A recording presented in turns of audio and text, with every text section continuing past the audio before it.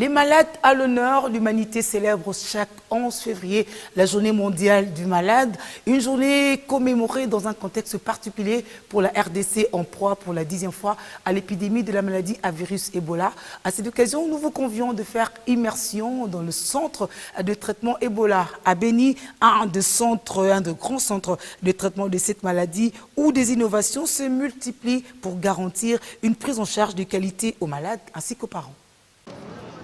Une lueur d'espoir dans la prise en charge des malades d'Ebola au Nord Kivu.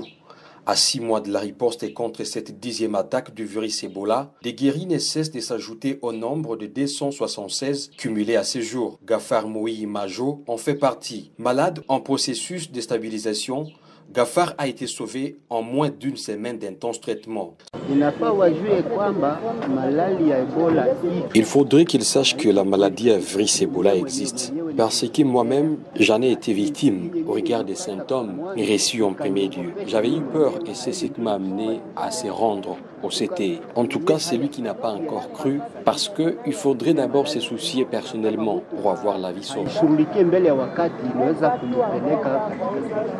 Sa guérison, Gafar la doit également à une prise en charge médicale précoce assurée par les experts déterminés et engagés dans ces grands CTE tenus par Alima.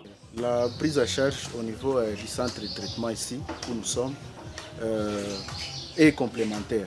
Nous travaillons en collaboration avec les psychologues, mais aussi les nutritionnistes. Et donc, les patients qui sont admis ici chez nous sont des patients qui doivent être pris dans toutes leurs entités. Ça fait presque une semaine que nous n'avons plus eu de décès. Et selon moi, c'est satisfaisant.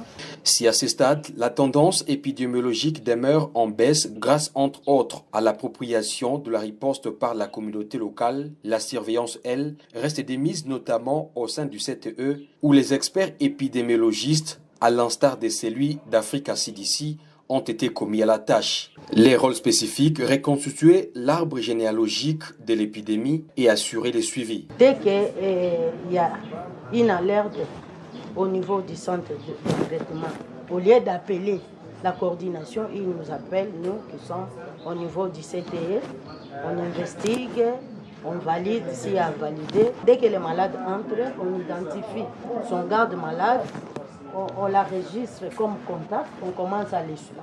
Dès que ces contacts-là développent la maladie, on investigue, on remplit la fiche d'investigation et on l'admet directement au CTE. Voulu être une des innovations dans cette riposte, l'intégration d'une partie de la commission surveillance dans la prise en charge des malades constitue un acquis majeur à pérenniser pour optimiser la lutte.